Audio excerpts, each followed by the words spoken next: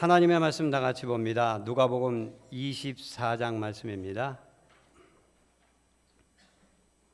누가복음 24장 44절부터 49절입니다.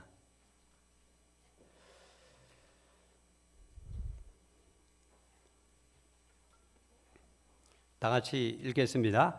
또 이르시되 내가 너희와 함께 있을 때 너희에게 말한 바 곧 모세의 율법과 선지자의 글과 시편의 나를 가리켜 기록된 모든 것이 이루어져야 하리라 한 말이 이것이라 하시고 이에 그들의 마음을 열어 성경을 깨닫게 하시고 또 이르시되 이같이 그리스도가 고난을 받고 제3일에 죽은 자 가운데서 살아날 것과 또 그의 이름으로 제사함을 받게 하는 회개가 예루살렘에서 시작하여 모든 족속에게 전파될 것이 기록되었으니 너희는 이 모든 일의 증인이라. 볼지어다 내가 내 아버지께서 약속하신 것을 너희에게 보내리니 너희는 위로부터 능력으로 입혀질 때까지 이 성에 머물라 하시니라. 아멘.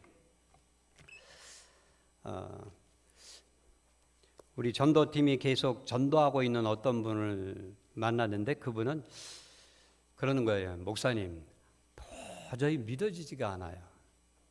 목사님 말씀대로 요한복음도 읽어보고 예배도 참석해보고 그리고 또 하는 대로 기도도 조금 해봤는데 도대체 믿어지지가 않는다는 거예요. 그래서 교회는 가끔 오긴 오는데 참 저도 그분을 볼 때마다 안타깝습니다. 만약에 믿음을 뚝 떼어서 나눠줄 수 있다면 얼마나 좋을까요? 선인장을 보니까 뚝 떼어서 이렇게 심으니까 그대로 낫더라고요. 그런 것처럼 내게 구원의 믿음이 있는데 구원의 확신이 없는 아들에게 그걸 뚝 떼어줬을 때 아들이 그것을 내 구원의 믿음을 이식받아 갖고 거기서 구원의 믿음이 씨를 뿌리를 내리고 꽃을 피고 열매를 맺는다면 얼마나 좋겠습니까?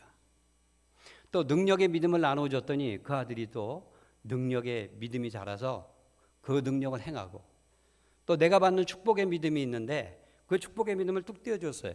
그랬더니 그 믿음을 받아서 또 그 축복이 없던 사람이 축복을 같이 나누게 된다면 얼마나 좋겠습니까? 근데 믿음이 내 마음대로 안 되잖아요.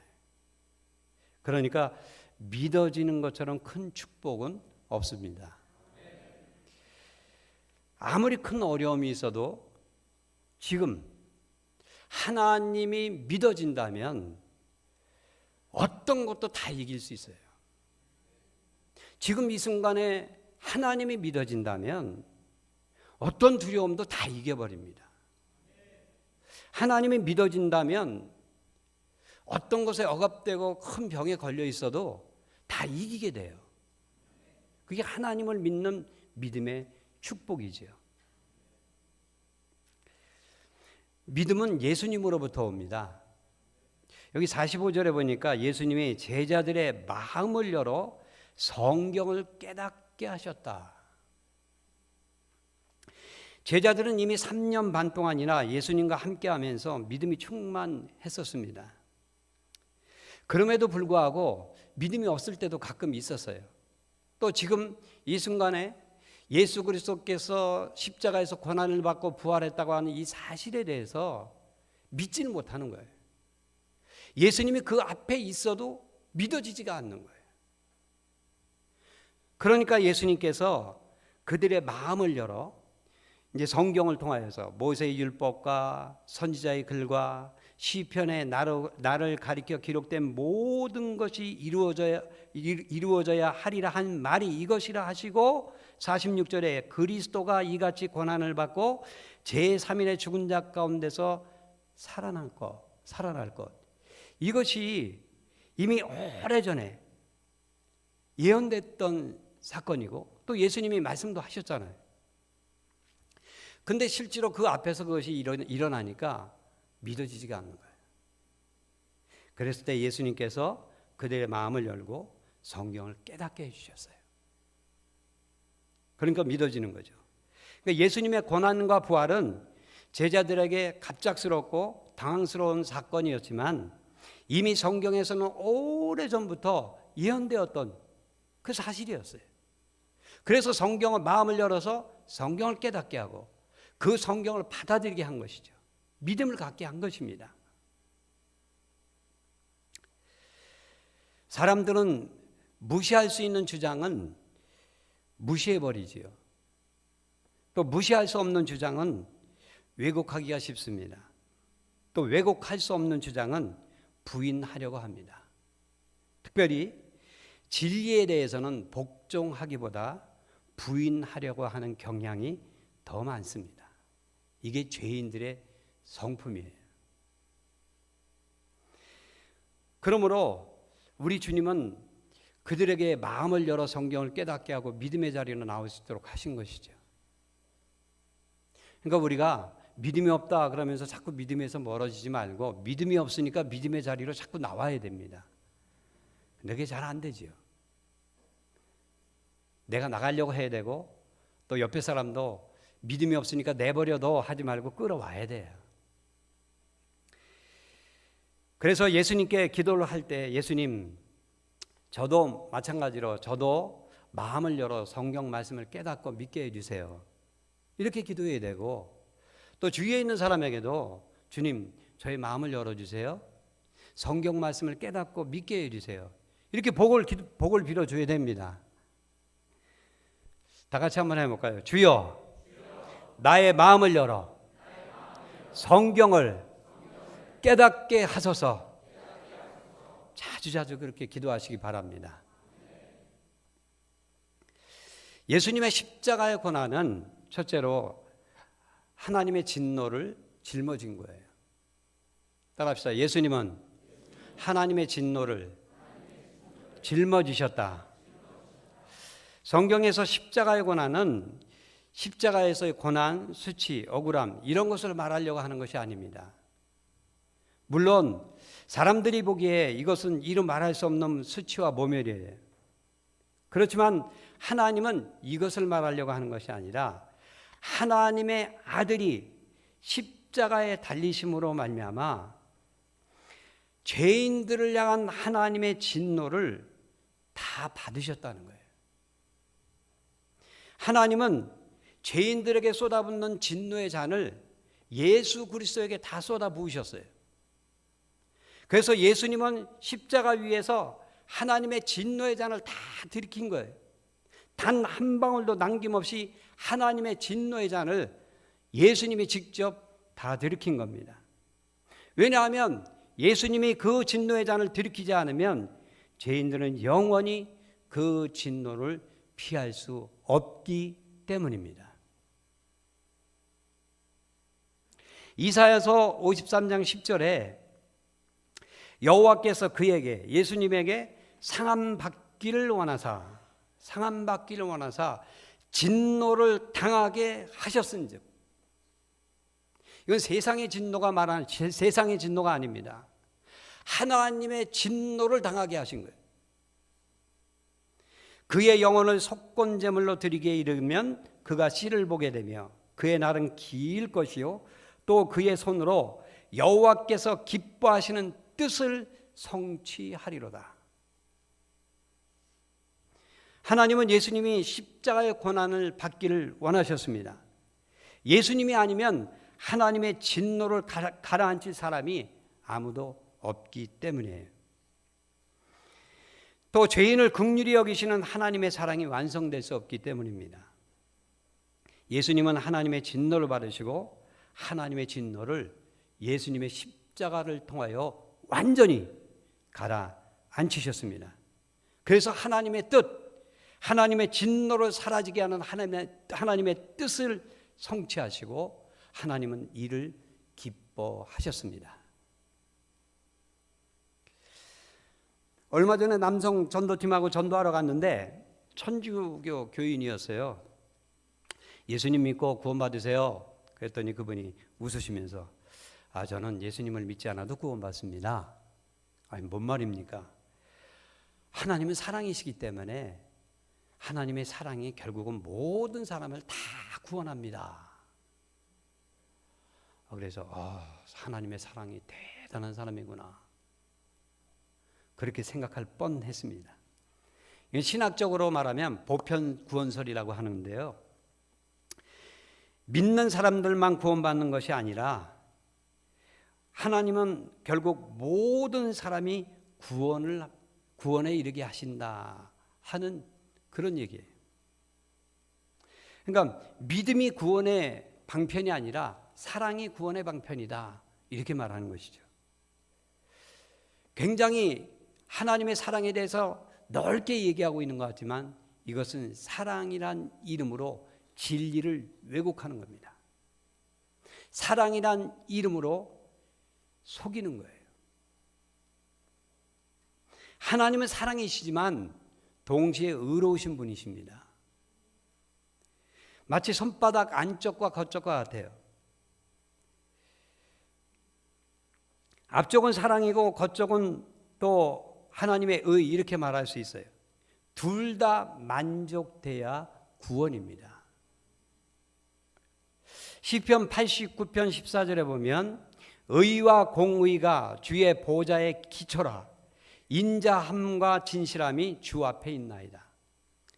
하나님의 영원한 하나님의 왕자 그 보좌는 기초가 정의와 공의예요. 정의와 공의가 있기 때문에 온 세상의 질서가 잡히고 하늘나라의 질서가 잡히는 겁니다. 만약 이것이 없이 사랑만 있다면 무질서하게 되는 거예요. 그렇지만 하나님은 정의와 공의의 질서를 갖고 기초를 갖고 있지만 하나님의 죄인을 향한 하나님의 사랑과 신실함으로 구원의 길을 열어주십니다. 그래서 성자 예수님은 십자가의 고난으로 속죄 사역을 완성하십니다. 어떻게 해요?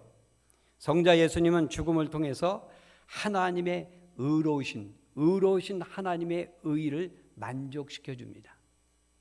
의의 심판을 그분이 대신 받고 죄인을 향한 의의 심판을 받음으로 하나님은 의로우십니다. 그리고 그 의를 만족시켜 주십니다. 그리고 또 십자가의 죽음으로 하나님의 사랑을 완성시켜 줍니다. 십자가는 죄인을 심판하시는 하나님의 정의와 죄인을 불쌍히 여기시는 하나님의 완전하신 사랑이 교차하는 것이에요. 그리고 또 성부 하나님은 예수님을 죽은 자 가운데서 살리셔서 예수님이 의인이심을 증명하셨어요. 예수님이 하나님의 아들이시고 구원자이고 메시아라는 것을 그의 부활을 통해서 증명해 주셨습니다. 예수님의 십자가는 하나님의 진노의 심판 그것을 다 이루신 거예요. 완성한 거예요. 그래서 요한복음 3장 17절 18절에 하나님이 그 아들을 세상에 보내신 것은 세상을 심판하려 하심이 아니요 그로 말미암아 세상이 구원을 받게 하려 하심이라. 그를 믿는 자는 심판을 받지 아니하는 것이요 믿지 아니하는 자는 하나님의 독생자의 이름을 믿지 아니하므로 벌써 심판을 받은 것입니다. 믿음이 구원입니다. 믿음이 하나님의 의를 만족시켜 줍니다. 믿음이 하나님의 사랑을 받게 합니다. 믿음은 하나님의 정의와 하나님의 사랑이 그 영혼 가운데 믿음을 통하여 그 영혼 가운데 온전히 들어가서 하나님의 의를 세우고 하나님의 사랑이 풍성하도록 이끌어 줍니다. 그것을 완성한 것이 그리스도의 십자가의 고난입니다. 십자가의 고난은 하나님의 진노를 온전히 넘어가게 하십니다. 두 번째로 십자가의 고난은 하나님의 저주를 담당한 거예요. 저주를 짊어졌습니다. 따라합시다. 십자가의 고난은 저주를 짊어졌다. 갈라디아서 3장 10절에 보면 누구든지 율법책에 기록된 대로 모든 일을 항상 행하지 않는 자는 저주 아래 있는 자라. 하나님의 법을 어긴 자는 모두 하나님의 저주 아래 놓여 있다는 것이에요. 마치 아담이 하나님의 말씀을 어겼을 때 축복의 동산에서 쫓겨나고 저주 아래 놓이게 됐습니다. 이것처럼 하나님의 법에서 벗어난 사람들은 모두 저주 가운데 있는 거예요. 하나님의 저주는 하나님의 축복과 정반대의 개념이죠. 하나님께 버림받은 거예요. 하나님의 심판 아래 놓여 있는 겁니다. 신명기 28장에 보면 하나님의 축복과 하나님의 저주가 쓰여 있어요. 축복장과 저주장이 같이 있는 거죠. 전반부에는 하나님의 축복을 말하고 있고 후반부에는 하나님의 저주를 말하고 있습니다. 하나님의 말씀에 순종할 때는 축복이 있지만 그 말씀을 거역할 때는 저주가 있습니다. 그래서 신명기 28장 15절 이하에 보면 내가 만일 내 하나님의 말씀을 순종하지 아니하여 내가 오늘 내게 명령하는 그의 모든 명령과 규례를 지켜 행하지 아니하면 이 모든 저주가 내게 임하여 내게 이를 것이다. 19절에 보면 내가 들어와도 저주를 받고 나가도 저주를 받으리라. 20절에 내가 악을 행하여 그를 잊음으로 내 손으로 하는 모든 일에 여호와께서 저주와 혼란과 책망을 내리사 망하여 속히 파멸하게 하실 것이라. 또 22절에 보면 여호와께서 폐병과 열병과 염증과 학질과 한재와 풍재와 썩는 재앙으로 너를 치시리니 이 재앙들이 너를 따라서 너를 진멸하게 하실 것이라.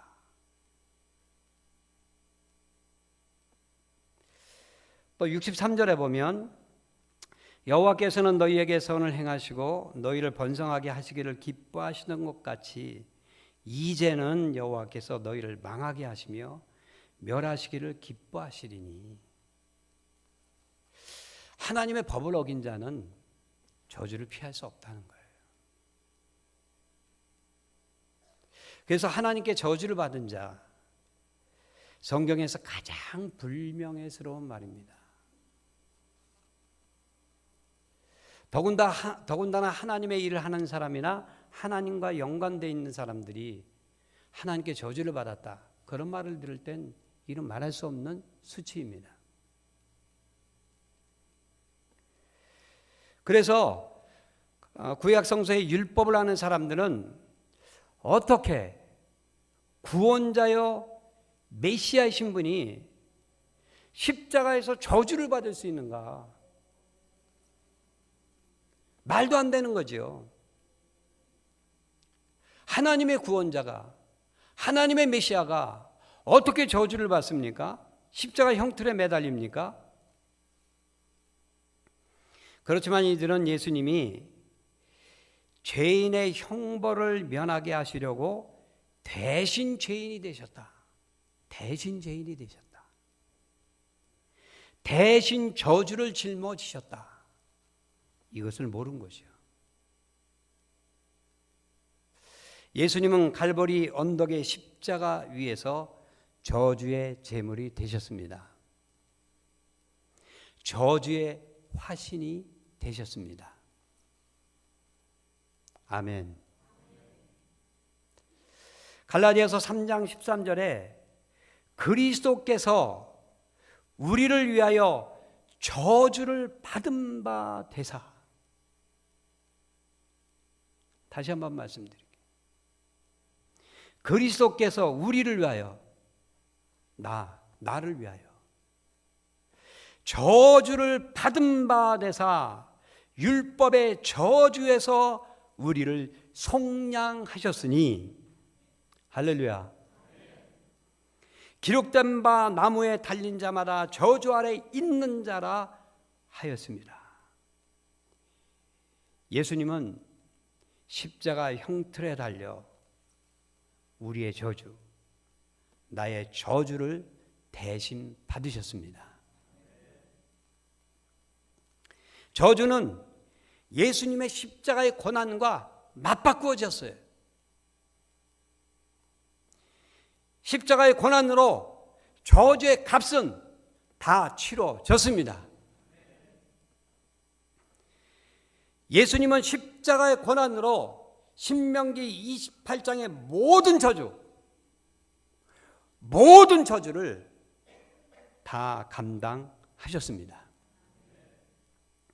그래서 이사야서 53장 4절 5절에 그는 실로 우리가 받아야 할 고통을 대신 받고 우리가 겪어야 할 슬픔을 대신 겪었다. 그러나 우리는 그가 징벌을 받아서 하나님에게 맞으며 고난을 받는다가 생각하였다. 그러나 그가 찔린 것은 우리의 허물 때문이요 그가 상처를 받은 것은 우리의 악함 때문이라. 그가 징계를 받음으로 우리가 평화를 누리고 그가 매를 맞음으로 우리가 병이 나았다. 그분이 나 대신 저주받고 매맞고 징계받고 허물받고 나 대신 모든 병을 대신 감당하셨습니다. 하나님께 저주받은 자가 된 거예요. 신명기 28장을 한번 봅시다. 구약성경 신명기 28장 1절입니다. 예수님은 신명기 28장에 나와 있는 모든 저주를 담당하셨고 신명기 28장 1절부터 13절까지 나와 있는 모든 축복을 예수님의 십자가의 고난으로 말미암아 우리에게 선포하십니다. 1절 다 같이 있습니다. 시작. 내가 내 하나님 여호와의 말씀을 삼가듣고 내가 오늘 내게 명령하는 그의 모든 명령을 지켜 행하면 내 하나님 여호와께서 너를 세계 모든 민족 위에 뛰어나게 하실 것이라. 3절 읽으실 때 제가 먼저 십자가의 고난으로 말미암아 하면 3절 읽으세요. 십자가의 고난으로 말미암아. 또 6절을 읽으실 때 제가 먼저 읽습니다. 제가 먼저 선포합니다. 십자가의 고난으로 말미암아.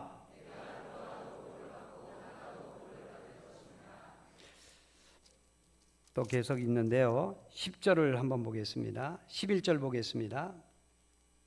십자가의 고난으로 말미암아 내게 복을 주사 내 몸에 또 13절 봅니다. 13절 십자가의 고난으로 말미암아 너를 머리가 되고 꼬리가 되지 않게 하시며 위에만 있고 아래에 있지 않게 하시리니 오직 너는 내가 오늘 내게 명령하는 내 하나님 여호와의 말씀을 듣고 지켜 행하며. 비록 우리는 부족하고 연약하지만 십자가의 고난을 믿고 하나님께서 이미 하나님의 아들 예수 그리스도께서 우리의 모든 저주를 담당하심으로 이 모든 축복이 내게 주어졌다. 이것을 믿고 선포해야 합니다. 나는 내가 무슨 팔자가 있어 무슨 축복을 받아. 내 팔자에 무슨 축복이야. 그 믿음대로 됩니다. 근데 아니야. 예수님이 십자가에서 고난받음으로 저주를 다 담당해 주셨다. 이것을 믿고 축복을 선포하십시오. 비록 죄인이지만 축복받는 이유가 어디에 있습니까? 거룩하고 의로우신 분 예수님이 친히 저주를 받았기 때문입니다. 하나님의 축복이 죄인임에도 불구하고 베풀어주는 이유는 무엇입니까? 예수님이 십자가에서 저주의 값을 치렀기 때문입니다. 말씀에 온전케 순종하지 못하는 부족한 죄인들이지만 하나님의 축복을 그럼에도 불구하고 베풀어 주시는 이유는 무엇입니까? 그리스도께서 십자가에서 우리의 저주를 담당해 주셨기 때문입니다. 세 번째로 십자가의 고난은 죄를 짊어졌습니다. 따라합시다. 십자가는 나의 죄를 짊어졌다. 십자가에서 성자 예수님 하나님의 아들이 친히 죄인이 되셨습니다. 고린도후서 5장 21절에 보면 하나님이 죄를 알지도 못하는 일을 우리를 대신하여 죄로 삼으신 것은 우리로 하여금 그 안에서 하나님의 의가 되게 하려 하심이라. 다시 한번 읽어드립니다. 하나님이 죄를 알지도 못하는 일을 나를 대신하여 죄로 삼으신 것은 나로 하여금 그 안에서 하나님의 의가 되게 하려 하심이라. 하나님의 아들이 성품이 부패하고 불의하고 더러워져서 죄인이 된 것이 아니라 죄에 대한 책임, 우리의 죄에 대한 책임을 그분이 다 그냥 뒤집어 쓰신 거예요. 예수님은 우리의 부패한 본성을 취한 것이 아니라 죄의 책, 그걸 뒤집어 쓰신 겁니다. 제가 중학교 때 축구를 하다가 학교 그 로비 있잖아요. 그 로비 유리창을 깼어요. 그랬더니 부모님 모셔오라는 거, 부모님. 집에 가서 얘기도 못했어요. 돈도 없는데 얘기했다가 또 얻어 맞을까 봐. 한 달 만에 부모님 모시고 갔어요. 뭐 나는 물어낼 능력이 없는데 부모님은 물어내잖아요. 그러니까 부모님 오라는 거죠. 인간은 죄를 지었어도 죄의 값을 담당할 만한 능력 없습니다. 아무리 의의 마일리지를 쌓고 또 쌓아도 하나님이 원하시는 절대 의에 이르지 못합니다. 하나님의 의가 되지 못해요. 그건 인간의 의는 마일리지를 수천 수억을 쌓아도 아무런 소용이 없습니다. 하나님 나라까지 못 가요.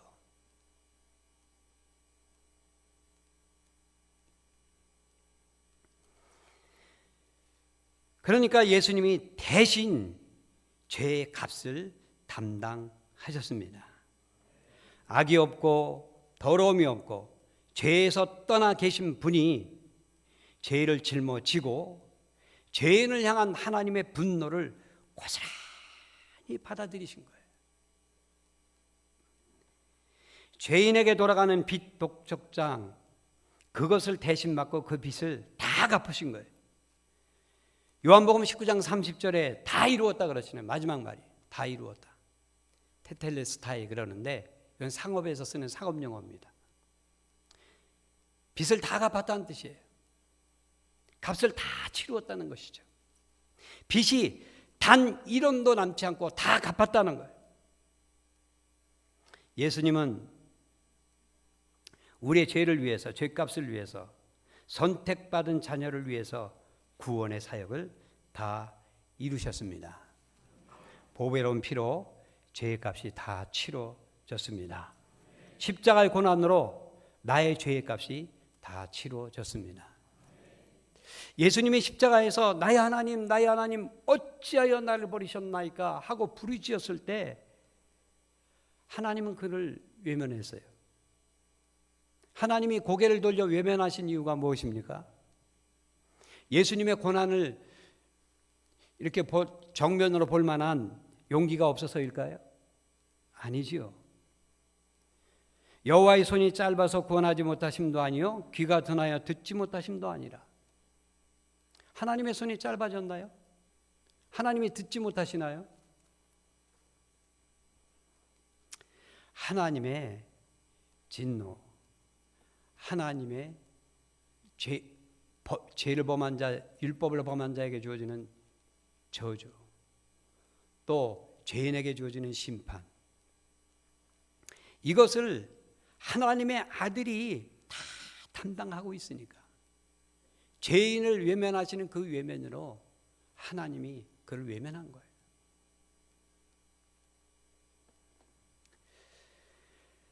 그분이 형벌을 받게 되므로 우리를 살려내기 위함입니다. 빚을 다 갚게 하기 위함이죠. 그래서 누가복음 24장 26절에 그리스도가 이런 고난을 받고 자기 영광에 들어갈 것이 아니냐. 고난을 통하여서 하나님의 영광 가운데 들어가고 우리에게 그 영광 안에 있는 하나님의 의, 하나님의 축복, 하나님의 평안, 이것을 우리에게 베풀어 주신 겁니다. 장동호 교수님이라고 전주교육대학교 미술교육과 교수님이 있어요. 이분은 태어날 때 이제 한쪽 다리가 소아마비로 태어났습니다. 근데 초등학교 다닐 때 이 장애로 큰 상처를 입었어요. 그래서 자살을 결심했는데 자기가 죽으면 엄마가 너무 슬퍼할까 봐 엄마 때문에 못 죽었다고 그래요.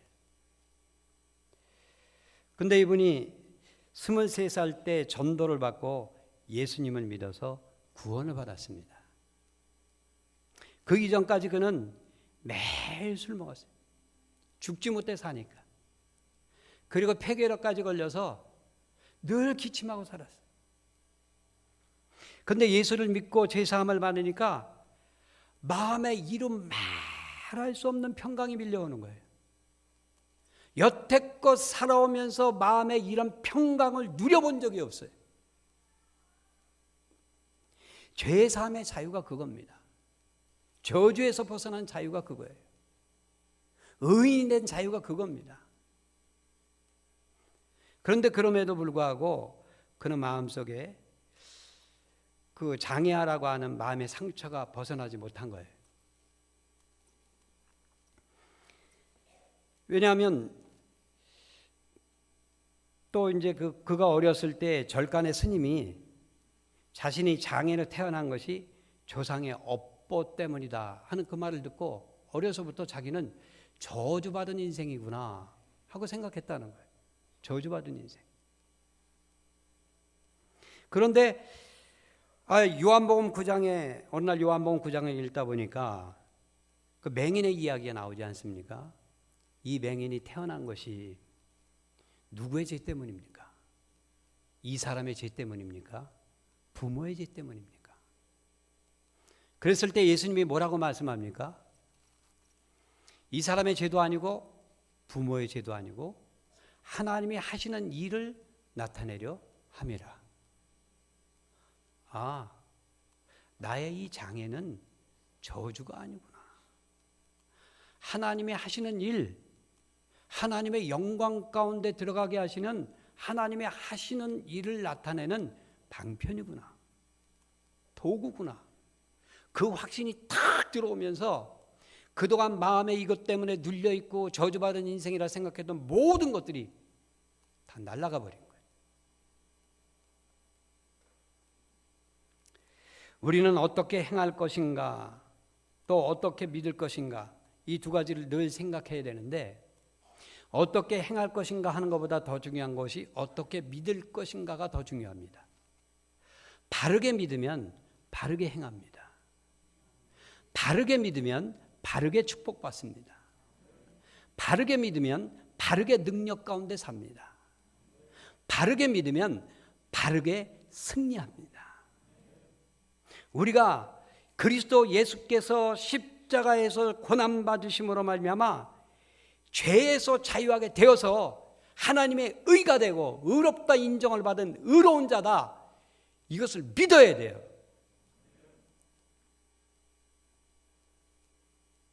이것을 믿으면 죄를 이기는 승리자가 됩니다. 예수님의 십자가의 고난에서 나를 저주에서 해방하셨다, 이것을 믿으면 복 있는 자가 됩니다. 이걸 바르게 믿어야 돼요. 아직도 믿지 못하는 사람이 있어요.